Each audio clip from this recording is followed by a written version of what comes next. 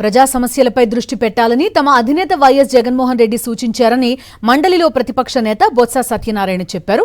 డిఎస్సీలో అవకతవకలపై పోరాటం చేస్తామన్నారు. డిఎస్సీలో sports quota పేరుతో మెరిట్ అభ్యర్థులకు అన్యాయం చేశారన్నారు. డిఎస్సీలో అవకతవకలపై సీబీఐ విచారణ జరిపించాలని డిమాండ్ చేశారు. విద్యాశాఖ మంత్రి లోకేష్ రాజీనామా చేయాలని సభలో డిమాండ్ చేస్తామన్నారు. కూటమి పాలనలో రైతులు చాలా ఇబ్బందుల్లో ఉన్నారని, వారి సమస్యలను కూడా సభలో వినిపిస్తామన్నారు బొత్స సత్యనారాయణ. 40% ఓట్లు వచ్చిన పార్టీకి ప్రతిపక్ష హోదా ఎందుకు ఇవ్వరని ప్రశ్నించారు బొత్స.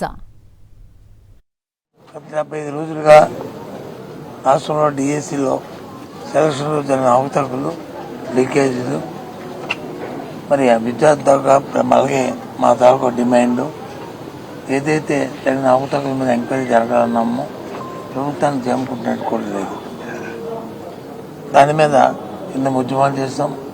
దాని మీద ప్రత్యేకంగా ఈ సెషన్లో సమయం తీసుకుందామని మాట్లాడాలని తరపున దాన్ని ఇంకా చెప్పాలని వాస్తవ విషయాలన్నీ ఇప్పటికే చెప్పాం. ఇంకా అథాంటికేట్ ఏదైతే వాళ్ళు ఇచ్చిన ఫేక్ జీవోలు ఉన్నాయో, స్పోర్ట్స్ కోటాల నుంచి రాయక్కర్లేదు, పరీక్ష రాయక్కర్లేదని చెప్పి భారతదేశంలో ఎక్కడ లేని విధంగా కొత్తగా జీవం తెచ్చి మళ్ళీ అయిపోయిన తర్వాత మళ్ళీ అది కొత్త జీవనం మళ్ళీ మార్చడం అనేది చాలా దురదృష్టం.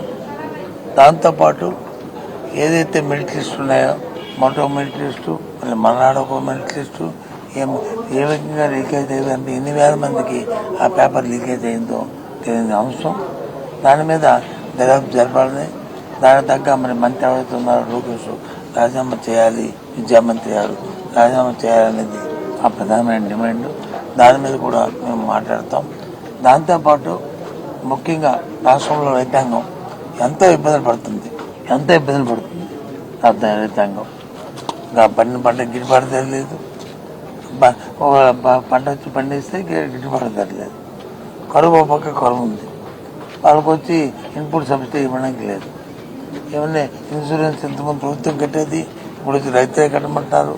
ఆ కట్టుబడిన పరిస్థితుల్లో రైతులు ఎంతో ఇబ్బంది పడుతున్న పరిస్థితులు ఉన్నాయి. పంట తెలుసు మనకి, మన రిజర్వాయర్లో నీరు లేదు, వర్షపాతం తక్కువగా ఉంటుంది నేపథ్యంలో మనం ముందుగా అనౌన్స్ చేయకంట రైతు వచ్చి వాళ్ళు పెట్టుబడి పెట్టిన తర్వాత ఇప్పుడు మేము వచ్చి సడన్గా మేము నీరు ఇవ్వలేము, అది దాన్ని బట్టి మేము చూసుకోండి అంటే రైతు ఏమైపోతాడు.